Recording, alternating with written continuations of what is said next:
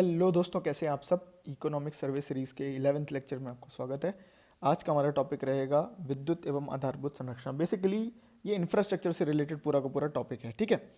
इसमें अब हमें थोड़ा सा अब सेलेक्टिव होते जाना है, धीरे धीरे अपने आप को सेलेक्टिव होते जाना है। जैसे इसका क्या कंट्रीब्यूशन है मत याद करिए, नॉट सो इम्पॉर्टेंट, ठीक है।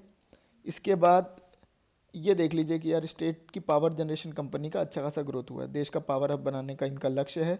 24 घंटे सातों दिन इनका बिजली देने का लक्ष्य है। और ये एक टेबल जो आपको याद ही होना चाहिए, ऑल्दो ये आपने प्रीलिम्स में ऑलरेडी पढ़ रखा है कि हमारा कहाँ था। 1360 हमारी इंस्टॉल्ड कैपेसिटी थी, उसको हम 2978 बनाए एसपीवी के थ्रू, ठीक है। ये हमारा एग्जिस्टिंग उसका ये एक डिटेल्ड बाइफर्केशन है, मोटा मोटी एक आप पढ़ लीजिएगा। अब आते हैं एक एक करके, इम्पॉर्टेंट है।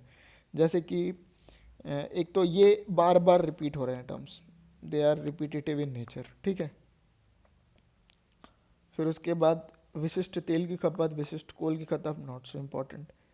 उत्पादन संयंत्रों की विशिष्ट उपलब्धियों में बस एक इम्पॉर्टेंट है कि जो हमारा पीक लोड फैक्टर है, मतलब कि जैसे ग्रिड में जितनी बिजली जाती है उसका आप कितना परसेंट कंज्यूम करते हैं फॉर योर अप्लायंसेस या किसी भी प्रोसेसेस में, तो वो हमारा नेशनल एवरेज से ज़्यादा है। नेशनल एवरेज है 69.0907% इंटू 84.45%, विच शोज़ कि हमारे यहाँ पे इंडस्ट्रियल यूज़ सबसे ज़्यादा है। और इंडस्ट्रियल का रिक्वायरमेंट कभी कम नहीं होता। बाकी तो रेसिडेंशियल क्या होता है, गर्मी में ज़्यादा हो जाता है, ठंडी में कम रहता है, तो इस तरीके की चीज़ें होती हैं।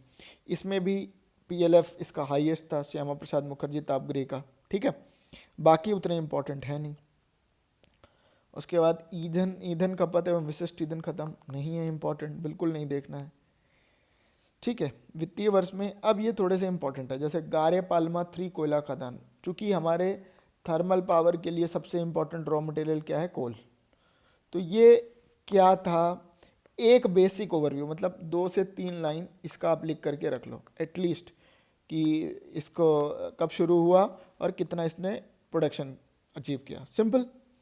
अब सोलर प्लांट को लेकर के भी क्या है, 300 किलोवाट बहुत ही छोटी कैपेसिटी है। आपको पता है कि राजनांदगांव में, दुर्ग में, अलग अलग जगह पे सोलर पावर प्लांट को इस्टेब्लिश किया जा रहा है। एफजीडी पॉल्यूशन कंट्रोल करने के लिए क्या किया जा रहा है। अब सबसे इम्पॉर्टेंट आता है जो इस पूरे चैप्टर का हाईलाइट है, पंप स्टोरेज आधारित जल विद्युत परियोजना। अब इसमें देखो 5 हमारी साइट्स को सेलेक्ट किया गया है, कोरबा, गरियाबंद, जशपुर, बलरामपुर और जशपुर। तो 2 तो जशपुर हो गई, 1 बलरामपुर, बेसिकली ये 3 हो गए सरगुजा डिवीजन में,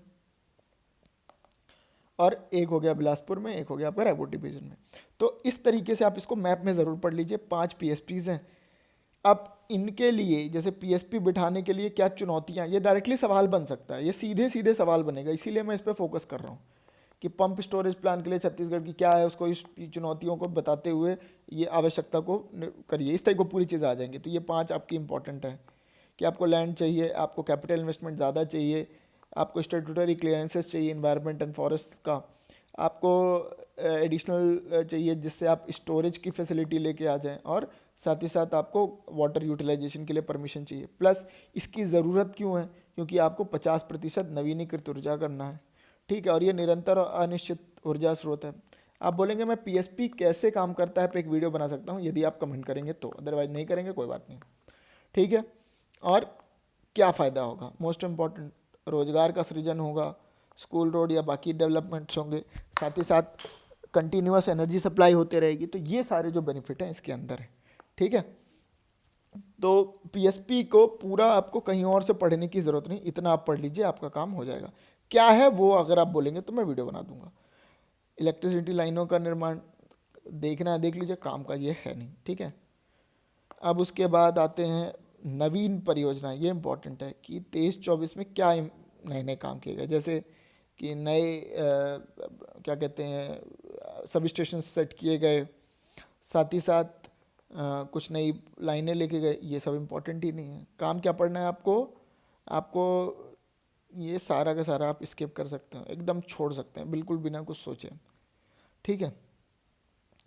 अब मैं जो आपको बताना चाह रहा हूँ वो है योजनाएं, जैसे पंपों का ऊर्जीकरण पहला, दूसरा कृषक जीवन ज्योति योजना, ये क्या है, क्या बेनिफिट हुआ है और कितना कवरेज है इसका। मोस्ट इंपॉर्टेंट इसका कवरेज है कि कितने लोगों तक ये स्कीम पहुंची है, ठीक है, पहला।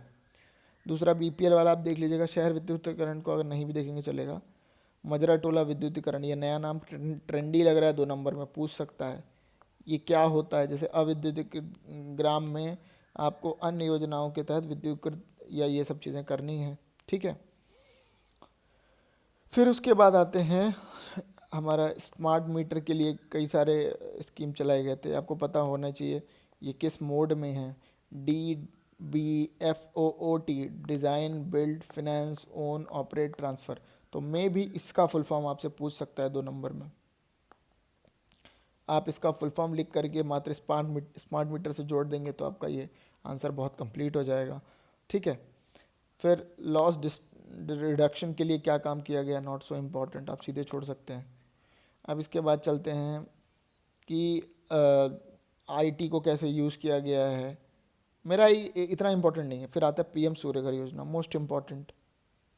सूर्यघर में आपको 3 स्टेजेस हैं, 1 किलोवाट के लिए 30,000, 2 किलोवाट के लिए 60,000 और 3 किलोवाट या उससे ज़्यादा के लिए 78,000 का अनुदान दिया जाता है। तो कितने लोग आए, 2,22,000, जिसमें से जो है तो उपभोक्ताओं ने इतना रजिस्ट्रेशन किया, उसमें इतने मिले। कितने को मिला, 3,300 उपभोक्ताओं ने वेंडर का चयन कर लिया और आगे चल के बहुत कम लोगों को भी पैसा मिला है, सिर्फ 231। कैन यू इमेजिन कि 2,22,000 ने रजिस्ट्रेशन किया, अभी तक पैसे कितने को मिले, 231। मतलब there is some technical glitch, तभी ना ऐसा कुछ हुआ होगा, नहीं तो पैसे देने में क्या दिक्कत थी। महतारी वंदन योजना में तो सबको मिल रहे हैं। खैर ठीक है, आगे बढ़ते हैं। वितरण हानि, नॉट सो इम्पोर्टेंट, एक बार देख लो यार क्या पैटर्न है, बट मुझे तो नहीं लगता। इसके बाद इंपॉर्टेंट है क्रेडा के कार्य, जो मैं आपको चाहता हूँ आप उस पर बड़ा स्पेशल फोकस कीजिए। क्रेडा, ठीक है, मई 2001 में बना, नवीनी एवं अनवीनीकरण जो उससे ये संबंध रखता है और इसने कई सारे काम किए हैं। पहला काम क्या है, सौर सुजला योजना, ठीक है। दूसरा काम क्या है, इसी के अंतर्गत कई सारे काम हुए हैं, तो उसका 2 लाइन, मात्र इसके 2 लाइन, सौर सुजला योजना की 2 से 3 लाइन सफिशिएंट है, ठीक है। 2 to 3 लाइन्स आर सफिशिएंट, ठीक, बस। फिर उसके बाद सौर ऊर्जा आधारित विभिन्न योजनाएं, ये अलग अलग जगह पे चला रहे हैं, सोलर जनरेटर, बायो एनर्जी को लेके काम कर रहे हैं। तो कुल मिला करके क्या हुआ, सौर सुजला, ठीक है, अदर जगह सोलर से related other schemes and biogas, ये 3 वर्टिकल पे ये काम करता है। इसमें क्या क्या आता है, सुराजी ग्राम योजना, घरेलू बायोगैस एंड अलग अलग चीज़ें हैं। तो ये आप इसके भी 2 से 3 लाइन पढ़ लीजिएगा। तो आप क्रेडा लिखेंगे, क्रेडा का मेजर कार्य किससे संबंधित है, 3 जो स्कीम चल रहे हैं वो, और इसका बेसिक डिटेल एक फ्लो चार्ट में आपका ये कंप्लीट हो जाएगा, ठीक है। अब उसके बाद आते हैं कि उसके आगे भी है, विद्यमान संयंत्रों की क्षमता का उन्नयन, ग्रामीण ऊर्जा को अनुदान, आदर्श ग्राम योजना के तहत भी ये काम कर रहे हैं। ऊर्जा शिक्षा संस्थान, आपको पता है साइंस पार्क का अलग अलग जगह पर निर्माण कराया जा रहा है। रायपुर, बिलासपुर, राजनांदगांव, कबीरधाम, बस्तर में भी इसका रीच पहुंच चुका है। जांजगीर चांपा, दुर्ग में स्थापना है, ठीक है। ऊर्जा संरक्षण एवं दक्षता के लिए कार्यक्रम चलाता है हर साल ये, और इस पर कई सारी चीज़ें हो रही हैं। अब आते हैं परिवहन एवं संचार पॉइंट पे। क्या पढ़ना है भैया परिवहन पे, ये चीज़ अगर आप नहीं पढ़ते इंपॉर्टेंट नहीं है। सड़कें कितनी हैं ये देख लीजिए, कौन सी इंपॉर्टेंट स्कीम चल रही हैं, 1-2 अगर देख लेते, जैसे जवाहर सेतु योजना, पुलों का निर्माण करने के लिए अलग अलग चल रहा है, ठीक है। तो इसमें पूरा डिटेल में नहीं जाना है, बट जहाँ पे मुख्यमंत्री सुगम ग्राम सड़क योजना नहीं है इंपॉर्टेंट, ये टेबल आपके लिए इंपॉर्टेंट है। This table individually is important, तो आप ये इसको ड्रॉ कर लीजिए, दैट्स इट, आगे इसके कुछ नहीं करना है। वाहन, नॉट सो इम्पॉर्टेंट। तो इस तरीके से this chapter is also closed. क्या क्या हाईलाइट था, एक हमारा पीएलएफ बढ़ा है, ठीक है। दूसरा था पंप स्टोरेज प्लांट, तीसरा था क्रेडा, और चौथा था रोड का लेंथ, दैट्स इट, ठीक है। और बीच बीच में इन दोनों के बीच में कुछ कुछ गवर्नमेंट की स्कीम्स इनको सपोर्ट करने के लिए। आई होप ये लेक्चर आपको पसंद आएगा दोस्तों, मिलते